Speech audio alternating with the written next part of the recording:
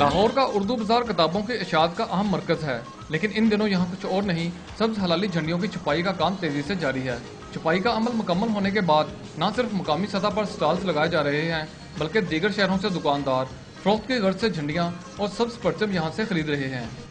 میری کاموں کی میں چھوٹی سی دکان ہے، اسی حوالے سے میں 14 اگست میں ہر سال جو ہے یہ چیزیں خرید کے لے کے جاتا ہوں، جو دکان پہ سیل کرتا ہوں۔ رمضان المبارک میں گرمی کے باعث دن کے اوقات میں کاروباری سرگرمیاں کم پڑ جاتی ہیں، لیکن سبز حلالی پرچموں کی اس مارکیٹ میں خریداروں کا رش پاکستانی قوم کے جذبہ حب الوطنی کی عکاسی کرتا ہے۔ پاکستان جب پہلے آزاد ہوا ہے تب رمضان میں آزاد ہوا تھا، اب بھی رمضان میں آ رہی ہے، اس لیے خوشی کا دن منا رہے ہیں۔ اس ہول سیل مارکیٹ کی طرح گلیوں، محلوں، بازاروں اور پنجاب کے دیگر شہروں، تحصیلوں اور قصبوں میں بھی سبز حلالی پرچم کے سٹال سج گئے ہیں اور یہ سلسلہ یوم آزادی پاکستان تک جاری رہے گا۔ کیمرہ مین شعیب سید کے ساتھ رانا فواد، ڈان نیوز، لاہور۔